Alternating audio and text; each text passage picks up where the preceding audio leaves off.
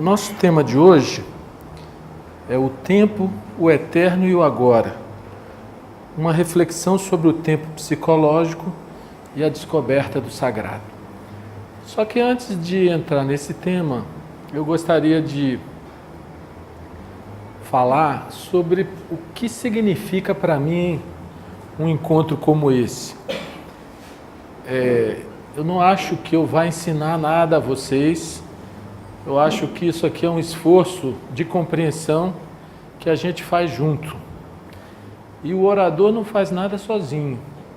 Dependendo se mais de uma pessoa ou várias pessoas estão juntas no mesmo instante, observando uma mesma coisa, um mesmo fato, a capacidade de compreensão, ela se intensifica muito.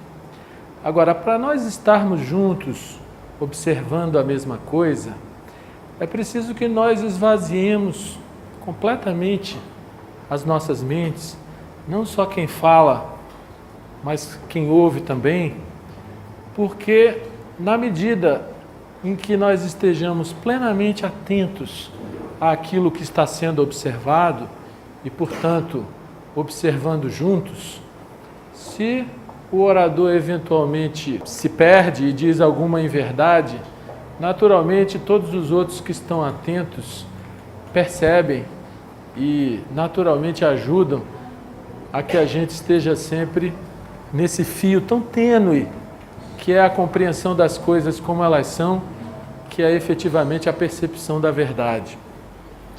Então, uma reflexão como essa, muito mais do que uma troca de informações, muito mais do que um mero passatempo ou divertimento, é um exercício de compreensão de nós mesmos, de compreensão da vida, de compreensão do universo, e é algo que demanda realmente um mergulho dentro de nós mesmos para que nós possamos então ter êxito nesse trabalho que fazemos juntos. Muito bem, por que o interesse nesse tema do tempo, do eterno e do agora? Todos nós estamos premidos pelo tempo, todos nós vivemos na correria do tempo. A gente está sempre lutando para chegar em algum lugar, para conquistar alguma coisa. E a vida, a gente não pode deixar de ver que é uma breve passagem. Todos nós estamos aqui no planeta de passagem. Por maior ou menor que seja essa passagem, em algum momento ela se acaba. E por outro lado, nós não entendemos muito o significado dessa passagem, o que nós estamos fazendo aqui, por que fomos colocados nesse contexto. Nós não escolhemos a hora de nascer, provavelmente não escolheremos a hora de morrer. E tudo isso é um mistério muito grande. A vida humana, que às vezes a gente, nessa correria desenfreada do dia a dia, a gente vê como algo banal, como algo sem questionar mais profundamente qual o sentido, qual o propósito, qual o significado da vida, ela realmente envolve um grande mistério.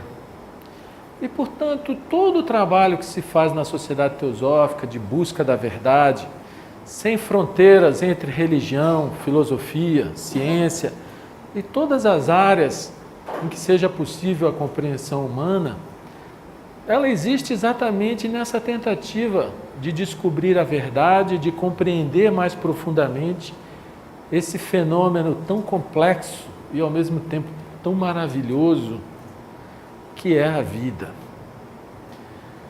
Por outro lado, nessa passagem meio às cegas que nós fazemos pela nossa própria vida, a gente tem uma ideia de Deus, de algo eterno, a gente acaba projetando algo que transcenda essa limitação do tempo. Então, quase tudo aquilo que a gente não compreende, a gente justifica dizendo é Deus. e Deus quis assim, e a gente tem uma ideia de Deus como algo maior, como algo que transcenda esse viver comum, como algo eterno. Muito bem. Nós vamos fazer uma distinção aqui entre tempo cronológico e tempo psicológico. O tempo cronológico, como diz Krishnamurti, ele é um fato. Ele diz respeito aos movimentos do ponteiro do relógio, que por sua vez tem a ver com os movimentos do planeta ao redor de si mesmo e ao redor do Sol. Não é assim? É interessante observar que o tempo, ele é a medida do movimento. Então, a Terra dá um giro em torno de si mesma, que é um movimento, que leva 24 horas. E o tempo nada mais é do que a medida do movimento no plano físico. É interessante que até mesmo o tempo é utilizado para a medida de distâncias. Os astrônomos, eles falam, tal estrela está a tantos anos-luz da Terra, tal constelação está a tantos anos-luz da Terra, que é o tempo que a luz, é a distância que a luz percorre em um ano. E, portanto, a 300 mil quilômetros por segundo, mede-se distâncias através de uma ideia de tempo. E é interessante observar que nós temos notícia também através do estudo da astronomia, que existem muitas estrelas que são vistas ainda hoje pelos astrônomos, que já se apagaram, que estão a alguns milhões de anos-luz da Terra e que elas já não existem mais, mas a luz que elas emitiram ainda se propaga pelo espaço a ponto de ser visível hoje, aqui no nosso planeta, a luz de uma estrela que não existe mais. Portanto, se nós olharmos no contexto estritamente do plano físico, o tempo é a medida de deslocamento no espaço. O tempo não existe sem o espaço. E esse tempo cronológico, ele é inexorável. Nós não temos como fugir dele e, de alguma maneira, ele é bastante útil para que as nossas vidas tenham um ritmo, sigam determinados ciclos e sejam razoavelmente organizadas. Porque se não existissem os ciclos, né, os dias e as noites, as estações do ano, etc., a vida humana talvez encontrasse bem mais dificuldade de existência e desenvolvimento. Mas o nosso interesse aqui hoje não é nos alongarmos muito na questão da física, do tempo e do espaço, e entrarmos na questão do tempo interior, do tempo psicológico, que por sua vez pode ou não guardar alguma relação com o tempo cronológico. Por exemplo, para pessoas diferentes, em circunstâncias diferentes, o tempo passa numa velocidade diferente, psicologicamente falando. Eu imagino que uma pessoa que esteja, por exemplo, recolhida a um presídio, o tempo deve demorar muito a passar. Outras pessoas que estão com uma vida muito ocupada, muitas vezes elas nem percebem a velocidade que o tempo passa. Eu lembro da minha avó, quando eu era garoto, ela tinha uma doença que a deixou paralítica por 6 anos. Na época não havia essas cirurgias de transplante de medula. E ela dizia que o ano demorava muito para passar para ela, enquanto nós achávamos que o ano tinha passado rapidamente, né? Então, dependendo do contexto em que a gente se encontre, o tempo psicológico ele não vai andar na mesma velocidade em relação ao tempo cronológico. Mas qual a importância desse tema nas nossas vidas? O que isso tem a ver com a descoberta do eterno, do sagrado? E aí, para a gente poder entrar nesse tema, a gente tem que fazer um mergulho um pouquinho mais profundo, um mergulho dentro de nós mesmos e uma observação mais atenta da vida e dos nossos próprios mecanismos psicológicos de observação da vida. Então vejam bem, o que é o tempo psicológico? É o que Krishnamurti chama do processo de vir a ser. É uma atitude interior que nós temos em que a gente está sempre buscando alguma coisa num futuro projetada em razão de registro de memória que é o passado. Então, a nossa vida é sempre uma correria, é sempre um vir a ser, é sempre a realização de um objetivo, de uma meta, de uma conquista. Então, a gente coloca uma ideia de felicidade no futuro e a gente persegue, em geral, objetivos externos ou materiais, achando que nesse futuro, quando nós atingirmos esses objetivos externos e materiais, nós seremos felizes. Então é comum o garoto que quer ganhar uma bicicleta, ele imagina que o dia que ele ganhar essa bicicleta ele vai ser feliz. Ou o jovem que quer passar no vestibular, que empenha todas as suas energias em passar no vestibular, ou o outro universitário que pretende se graduar, ou o outro que pretende se casar, encontrar a alma gêmea, o par perfeito. Enfim, a gente sempre imagina que quando a gente conseguir as nossas metas, os nossos objetivos, nós seremos felizes. E até no instante em que esses objetivos são atingidos, a gente tem uma alegria exuberante, uma alegria grande. Eu vejo, por exemplo, que eu participo de muitas solenidades de formatura, porque eu sou professor universitário, e eu vejo que naquele momento os alunos estão exultantes, radiantes, porque atingiram uma meta há muito perseguida.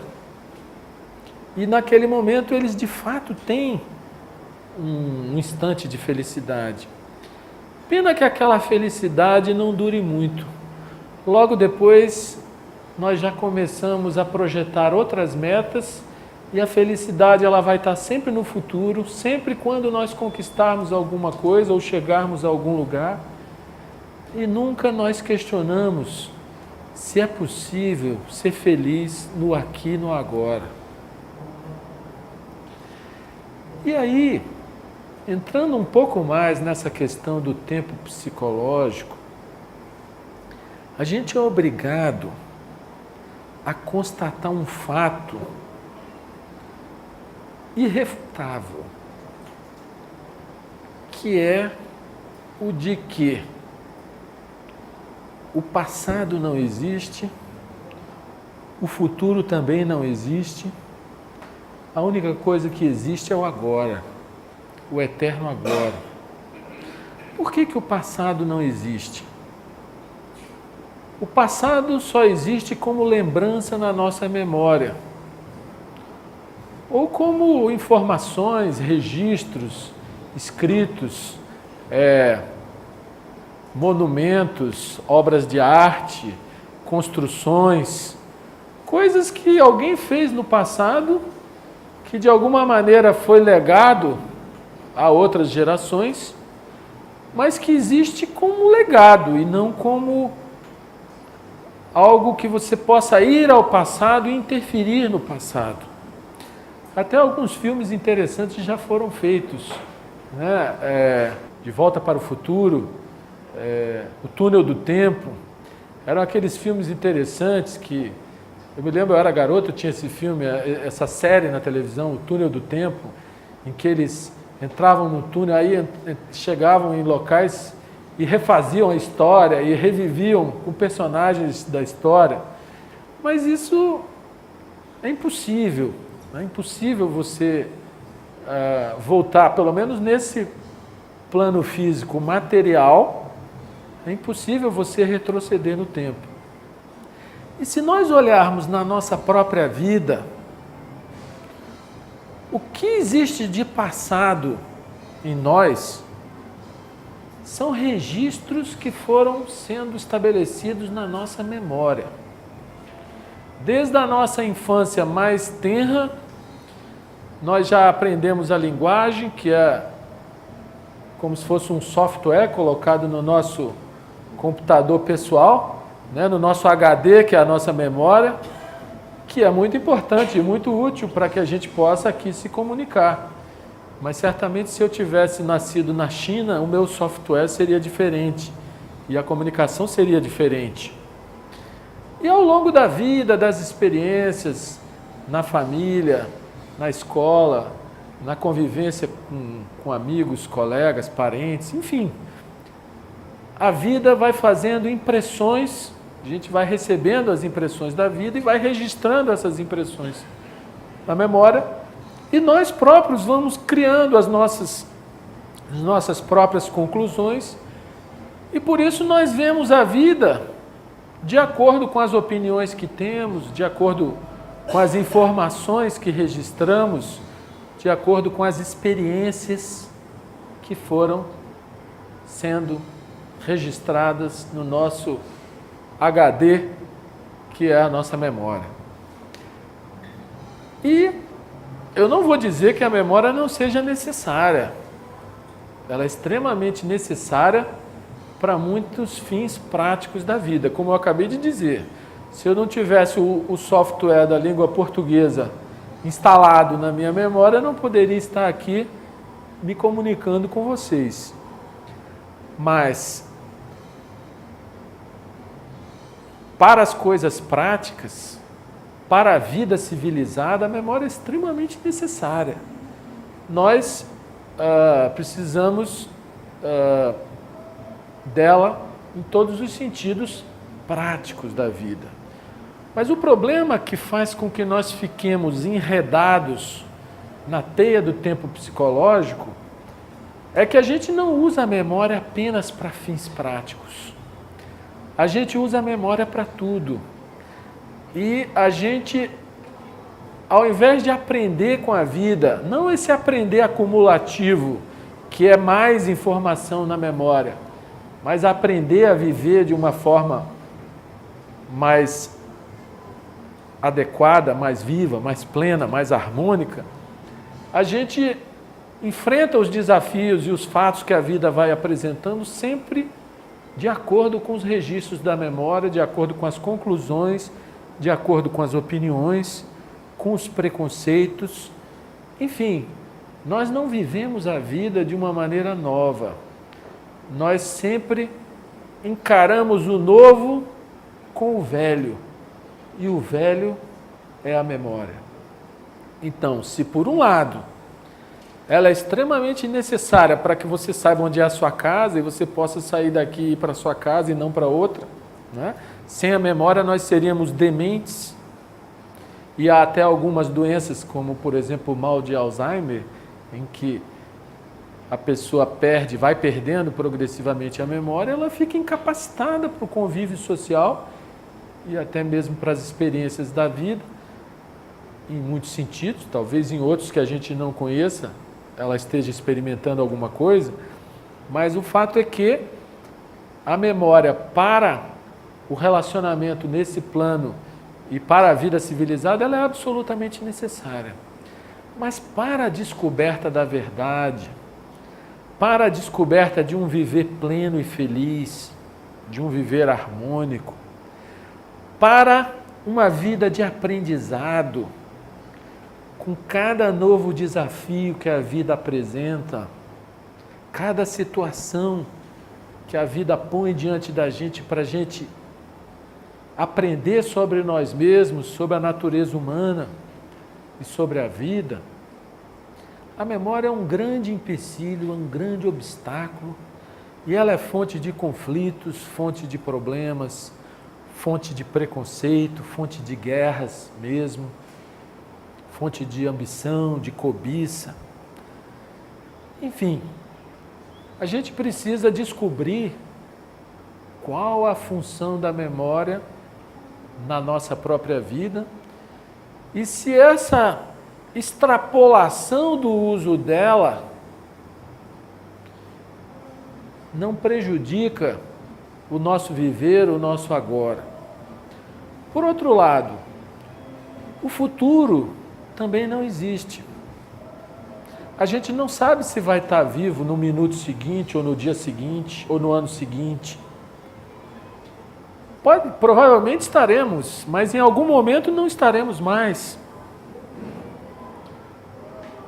Então o futuro existe como projeção daquilo que a gente já experimentou no passado, daquilo que a gente gostou, daquilo que a gente não gostou, e a gente fica querendo moldar o futuro de acordo com os nossos gostos e desgostos, de acordo com os nossos prazeres e antipatias.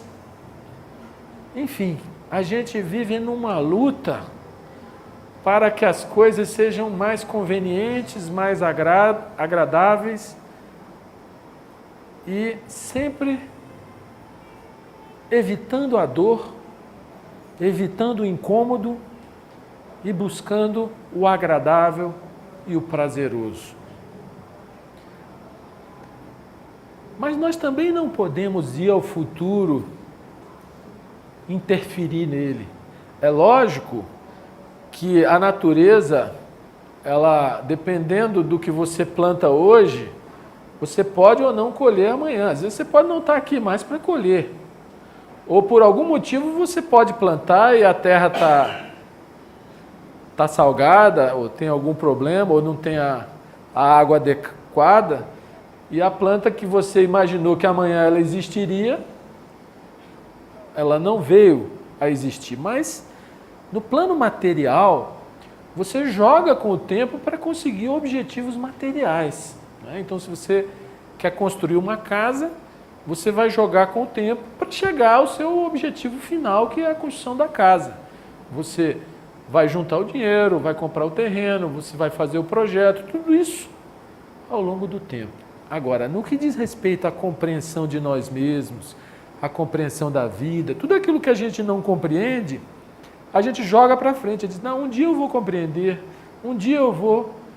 Quer dizer, a gente adia algo que ou a gente compreende agora ou não compreende, e é mais honesto a gente dizer não compreendo, não há nada de errado nisso, pelo contrário, né? Aquele que acha que sabe é o que menos sabe. Aquele que tem a mente vazia e que nada sabe, esse tem a mente livre para investigar e para compreender. Por outro lado, é interessante observar também qual a relação entre o pensamento e o tempo psicológico. Olhem que interessante. Eu disse que não existe passado e não existe futuro. Só existe agora. A vida sempre é vivida no agora. O único instante em que você pode interagir com a vida, que você pode fazer ou deixar de fazer alguma coisa, é sempre o agora. Não é? Muito bem. O que é o passado ou o futuro, senão o nosso próprio pensamento? E por incrível que pareça, o pensamento, quando ele está remoendo alguma coisa do passado ou imaginando alguma coisa do futuro, o que ele está fazendo? Ele está se desligando do agora. Ou seja, quando nós estamos pensando, nós não estamos vivendo num estado de atenção. Nós estamos ou no passado, memória, ou na imaginação do futuro, e a gente faz isso o tempo todo, e não estamos no estado de atenção. Quando a gente está num estado de atenção, em que a gente coloca toda a nossa energia em prestar atenção a alguma coisa,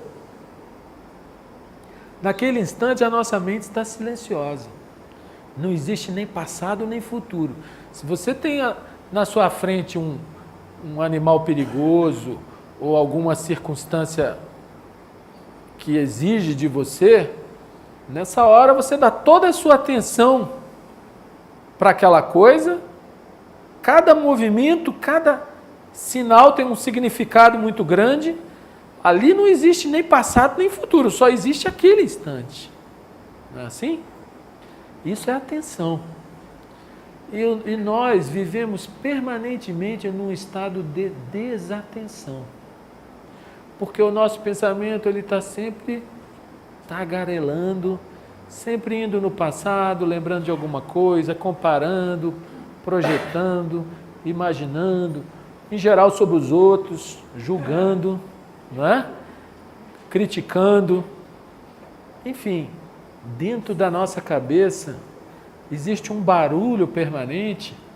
Por isso que eu disse no início, mais importante do que o silêncio exterior é o silêncio interior, né? Porque quando o pensamento está quieto e, portanto, quando há silêncio interior, existe atenção, existe uma inteligência que tem uma qualidade de percepção muito diferente do pensamento. Reparem só, o pensamento ele é acumulativo, mais registro na memória, ele é sempre comparativo, portanto sempre relativo, ele está sempre cheio de opiniões que são também registros na memória, e a verdade não tem nada a ver com isso. A verdade é a percepção de alguma coisa como ela é naquele exato instante. E como a vida é um movimento infinito, um movimento vastíssimo, como nós dissemos, nós estamos aqui, mas a Terra está a mais de 10 mil quilômetros por hora em movimento, e os átomos estão em movimento, e o nosso organismo também está em movimento, tudo está em movimento. Então, na verdade, nós não podemos deter esse movimento, nós podemos apenas observá-lo. Mas o que o pensamento faz é querer deter o movimento. O pensamento, ele sempre está em busca de segurança, uma segurança psicológica. Ele sempre quer chegar a algum ponto onde ele imagina que o eu, o ego, estará seguro. Só que é uma falsa segurança. Porque nós nunca estamos absolutamente seguros, né? Como dissemos, nós não escolhemos a hora de nascer, a hora de morrer.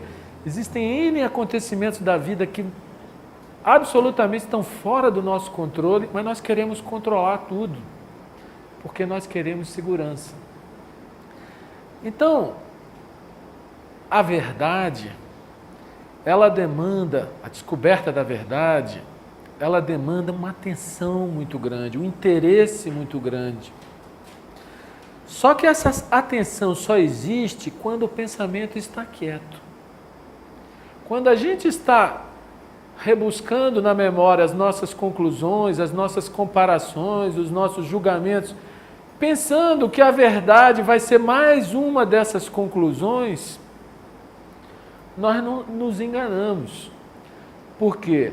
Se nós somos capazes de perceber a verdade, seja relativa ao que for, num determinado instante, quando a gente tenta transformar essa percepção da verdade numa conclusão, a conclusão já é memória, já é passado. Ela já não é mais uma observação atual. E no instante seguinte, aquela coisa que não é fixa, porque a vida é esse movimento, esse vastíssimo movimento, aquela coisa que não é física pode não ser a mesma.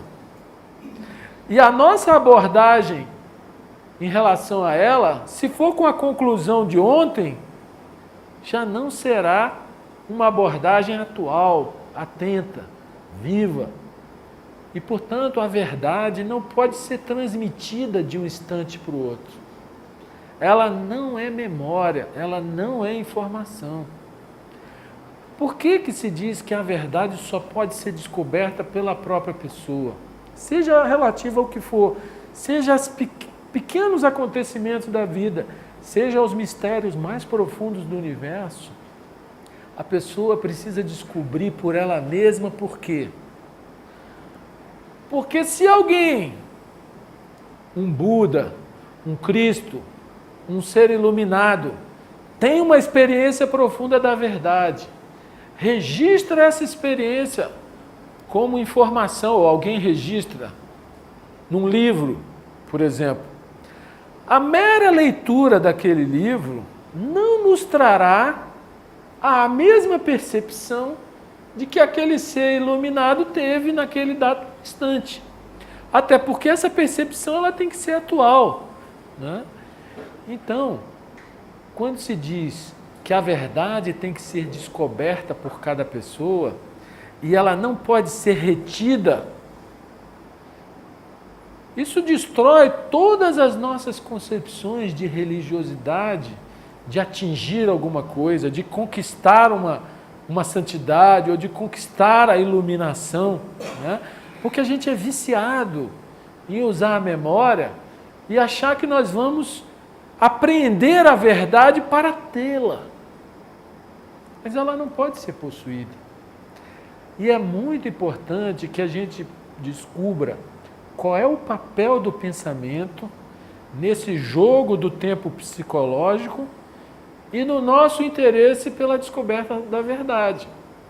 Porque nós nos contentamos com palavras, nós nos contentamos com informações, nos contentamos em repetir o que disse a Bíblia, ou o Gita, ou o autor tal, né? A gente enche a memória de ideias e opiniões que a gente acha que é a verdade. Mas a gente, olhando mais seriamente, a gente vê que a verdade não tem nada a ver com isso. A gente, para entrar em contato com alguma coisa que seja verdadeira, pelo menos no dado instante em que a gente esteja vivendo, nós precisamos de atenção e precisamos saber que a memória não pode interferir nisso. Repare bem, nesse jogo do pensamento que a gente vive, esse barulho interno das nossas cabeças, nós vivemos uma vida muito superficial. E quando nós nos interessamos pelo sagrado, por Deus, pelo eterno, a gente procura isso como uma projeção e cria uma ideia de Deus e se apega e cria crenças e depois umas crenças começam a brigar com as outras, segregando os homens. Será que isso tem a ver com Deus? Será que existe efetivamente Deus? Ou algo que possa ser chamado de eterno, de sagrado, de inominável, de absoluto, de infinito?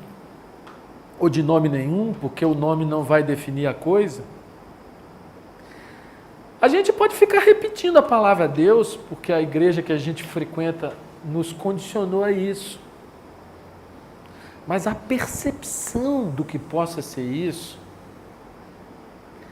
é algo que demanda uma introspecção profunda e silêncio.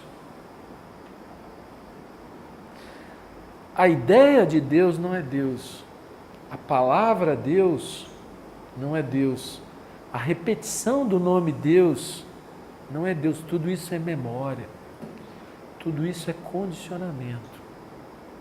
Agora, se nós somos capazes de serenar as nossas emoções e de silenciar nossos pensamentos, talvez a gente possa experimentar algo que ao mesmo tempo é uma inteligência profunda, ao mesmo tempo é uma paz profunda, ao mesmo tempo é amor, é união, não há separação. Nesse nível de consciência, não há separação entre eu e o outro. Mas isso demanda muita perspicácia, muita percepção de tudo que está se passando dentro de nós mesmos E mais, esse silêncio que pode abrir para essa dimensão do sagrado, ele não pode ser imposto pelo pensamento. Não adianta eu ter a ideia de que deva existir o silêncio interior. Por quê? Porque querer criar o silêncio a partir da ideia que é pensamento é inviável. Na medida que eu vou querer fazer o silêncio, eu vou ter o desejo de que exista esse silêncio e o pensamento vai viajar, né? Vai dar a sua escapadinha. Não é? Em outras palavras, as pessoas que tentam controlar a mente, existem religiões e até mesmo cursos de concentração mental, controle mental. Eu não tenho dúvida que isso aí dá mais poder à pessoa. Mas eu não sei se leva à dimensão que nós estamos chamando do sagrado. Porque isso é uma repressão. Né? É quase que uma tortura que você faz. Agora, repare bem. Se você não quiser reprimir o pensamento, mas simplesmente observá-lo, a mera observação do pensamento já é atenção. Repare bem, quando a gente começa a viajar no pensamento, a gente está desatento. A gente é aquela viagem. Quando a gente percebe o pensamento desatento, sem reprimi-lo, a mera percepção da desatenção, ela já é atenção. Só que é uma atenção espontânea, ela não é uma atenção forçada, ela não é uma atenção reprimida. E a atenção, que é a percepção, seja das coisas externas, seja das coisas internas, no instante atual, ela já é silêncio. Ou seja, quando a minha atenção está totalmente voltada para o instante presente, quer naquilo que eu posso observar exteriormente, quer naquilo que eu posso observar interiormente, as minhas próprias emoções e os meus próprios pensamentos, essa simples atenção, ela já é silêncio, porque essa atenção, ela sempre se dá no agora.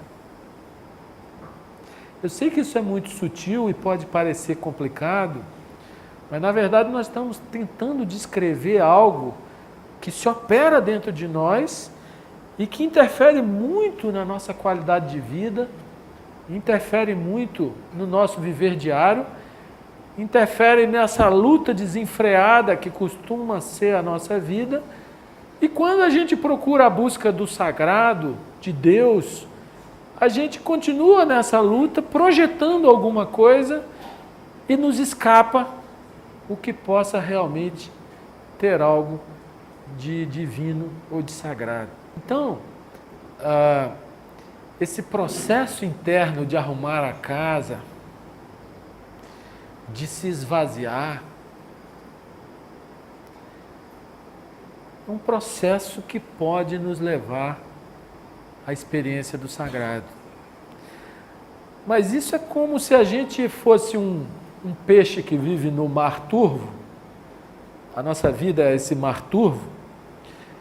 E de vez em quando esse peixe consegue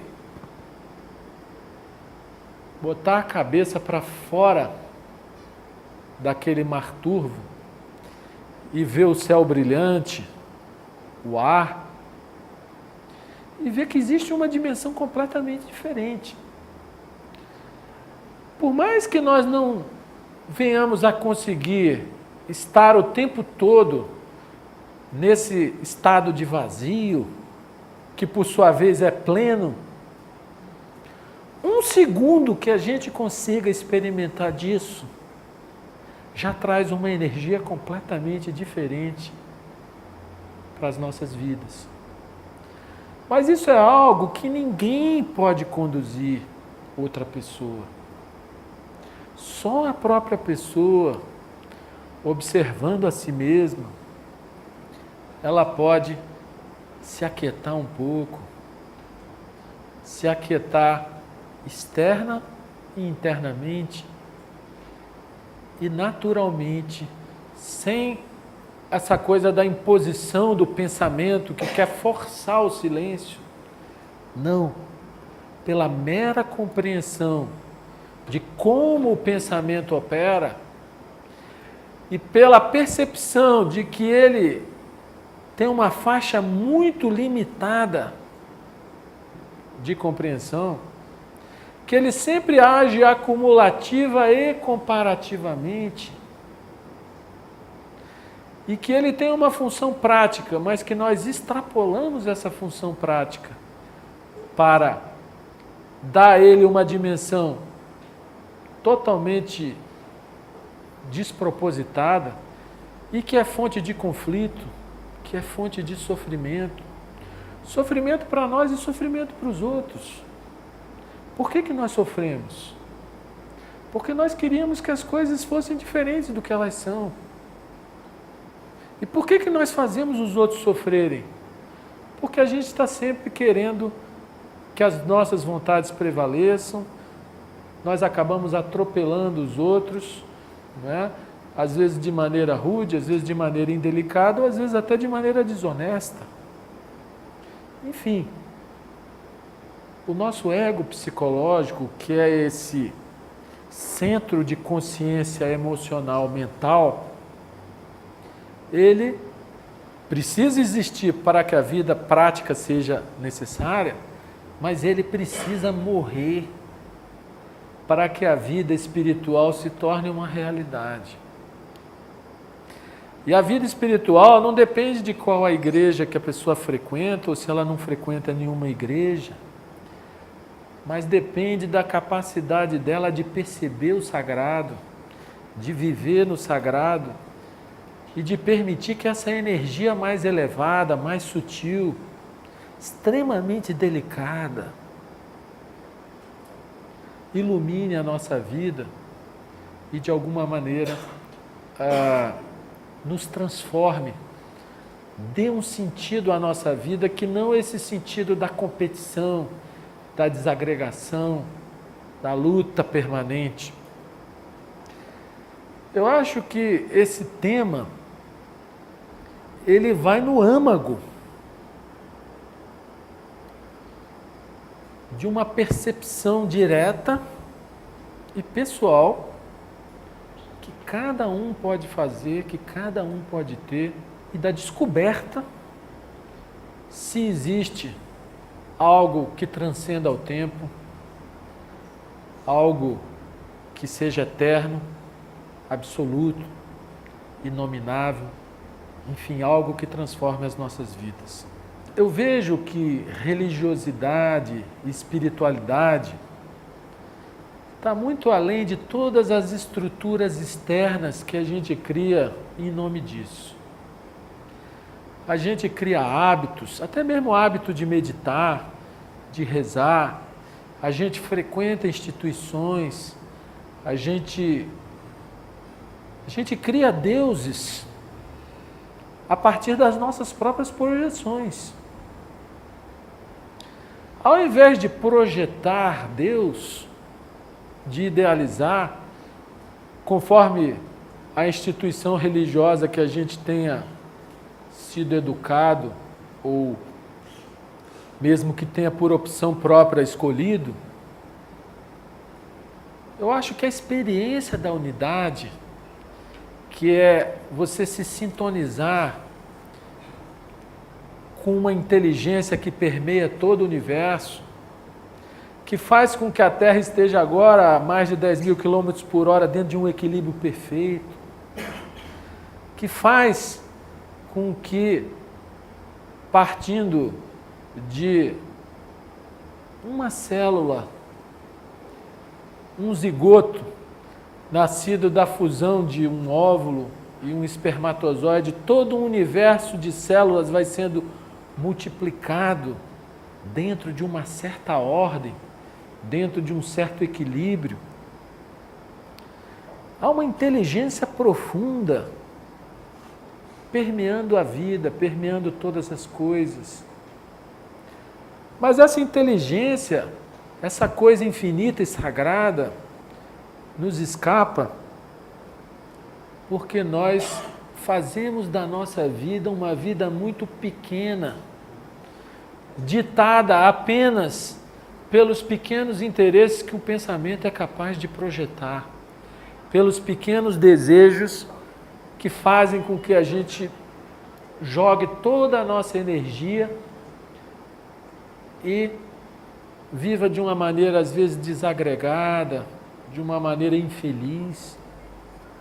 É interessante essa questão da felicidade, porque no fundo de cada pessoa, todo mundo quer ser feliz. Todo mundo tem uma ânsia pela felicidade. Só que a gente não percebe que a gente procura preencher essa ânsia com objetivos externos, com conquistas externas, que elas trazem uma certa satisfação, mas muito limitada, muito passageira. Não é? Ao passo que a gente, percebendo essa ânsia, percebendo que ela é uma fuga ao vazio, e que enquanto nós fugirmos do vazio, o pleno não vai existir. No momento em que nós paramos de fugir, no momento em que nós vemos que nada exterior vai nos satisfazer, basta ver as pessoas que buscam a riqueza. Quanto mais ricas elas ficam, mais elas querem. Não sacia. Toda vez que a gente dirige para o mundo externo toda a nossa energia buscando saciar a nossa sede de felicidade, é como se a gente estivesse sempre bebendo água salgada e essa sede nunca é saciada. Agora, quando nós damos um pouco da nossa atenção para todo o mecanismo psicológico que está sempre operando na nossa vida, né? Quando a gente percebe esse jogo de emoções e pensamentos projetando e correndo atrás das próprias projeções, que sempre tem a ver com as experiências do passado, e vemos que nessa rede do pensamento, nesse jogo do tempo psicológico, nós não vamos encontrar essa tão almejada felicidade, aí a gente percebe que é preciso questionar o processo todo. É preciso questionar o mecanismo todo. Isso não é tão complicado assim. Basta que a gente dê um pouco de atenção para o que de fato ocorre dentro de nós. E aí a gente acaba descobrindo que quando a gente para de tentar preencher esse vazio interior, quando a gente para de querer ser alguma coisa, ou para de querer chegar em algum lugar, essa outra consciência que é paz e que é harmonia e que é inteligência também, ela começa a ter espaço para entrar na nossa vida e governar as nossas ações. Às vezes a gente pensa, mas se eu parar de desejar esses objetivos, será que eu não vou virar um vegetal? A gente tem ideia de que a vida só tem sentido nessa correria de preenchimento. Experimente. Quando a gente descobre esse estado de consciência que não está buscando nada, né? Que simplesmente vive a vida no seu movimento natural, a gente acaba realizando muito mais coisas no plano material do que quando a gente está naquela luta emocional e mental. Ou seja, a gente tem mais energia para se movimentar com mais liberdade e, em geral, as coisas que a gente faz são mais úteis, são mais benéficas, mais justas, mais bem feitas. Né?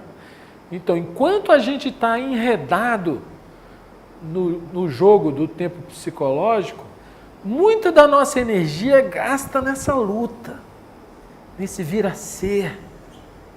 Né? Quando a gente se liberta disso, muito longe de vegetar, a gente tem mais sensibilidade, mais inteligência, mais energia, mais clareza, mais percepção, mais vida. E mais, a única coisa que realmente pode saciar a nossa sede interior é a experiência da unidade, que também é a experiência do amor, que também é a experiência da paz. Não como palavras, mas quando a emoção e o pensamento serenam, silenciam, e a gente percebe que não há diferença entre nós e o outro, que toda a vida pulsa dentro e fora de nós. Quando a gente morre para a ideia de eu separado, a gente vive o sagrado, a gente vive o todo. Isso não interessa como lembrança, como memória, mas interessa como o acesso palpável a um espaço da consciência em que há uma energia profundamente transformadora, revitalizadora e harmonizadora das nossas próprias vidas. E nós não podemos pretender fazer um mundo melhor se nós não bebermos nessa fonte, se nós não encontrarmos essa energia que a gente pode chamar de divina, que está em nós e está em tudo, mas que ela não tem nada a ver com essa vida desagregada e conflituada que a gente vive na nossa própria ignorância. Porque ela não é ignorância, ela é inteligência. Ela não é a confusão, ela é a harmonia. Ela não é o conflito, ela é a paz. Às vezes a gente fica com aquela falsa ideia, quantas guerras terei que vencer por um pouco de paz, não é? Sempre achando que tem que viver 1000 conflitos para chegar na paz, como se fosse aquela paz imposta, aquela paz do não me incomode, a minha redoma particular. Isso não é paz. A paz é aquela que na hora que o conflito aparece, que a confusão aparece, é ali que a gente precisa perceber e compreender todas as causas, que em geral são os nossos próprios desejos, que estão intrincados naquela situação de conflito, e percebendo essas próprias causas, se libertar do conflito. Então, nós precisamos de muita inteligência, precisamos de muita paz e de muito amor para fazer essa transformação em nós e no ambiente onde nós estivermos, seja qual a situação em que nós estivermos colocados. Às vezes, aquele que parece ser o nosso maior inimigo é o que mais nos ensina, desde que nós tenhamos a mente que aprende. E a mente que aprende é aquela que sabe qual é o lugar da memória e que sabe se esvaziar para extrair de cada situação nova que a vida apresenta, de cada desafio que aquele aparente inimigo nos coloca, tirar dali uma compreensão mais profunda de nós mesmos, dos nossos próprios desejos e da natureza humana, que é a mesma em todos os seres humanos. Portanto, meus amigos, a nossa colocação hoje do tempo, do eterno e do agora, é uma tentativa de chamar a atenção de vocês para a importância daquilo que se pode fazer no agora. A vida só pode ser vivida no agora. O passado não existe, ele é apenas memória. O futuro não existe, ele é apenas imaginação. Agora, no instante presente, compreendendo a função do pensamento, que é como se fosse aquela agenda de organização da vida material apenas, e aprendendo a se esvaziar das emoções e dos pensamentos, nós podemos viver no sagrado, podemos descobrir o eterno, o absoluto, Deus, não como uma ideia que a religião nos colocou, mas como uma força transformadora das nossas vidas. Algo que pode nos fazer plenamente felizes e nos ajudar a que nos nossos relacionamentos, no pequeno mundo em que nós vivemos, nós levemos a todos os ambientes uma energia de harmonia, de equilíbrio e de paz. Esse tema, ele é desafiante, mas cada um tem que descobrir por si a verdade ou a falsidade disso que está sendo colocado. Não é algo para ser, vamos dizer assim, objeto de concordâncias ou discordâncias, mas de investigação. Cada um de nós é um laboratório vivo de um vórtice de energias que nós não conhecemos, não compreendemos, mas se nós de fato nos interessarmos nesse processo de observação da vida, atenta do que se encontra fora e dentro de nós mesmos, nós podemos causar uma grande revolução de paz, de harmonia e de felicidade.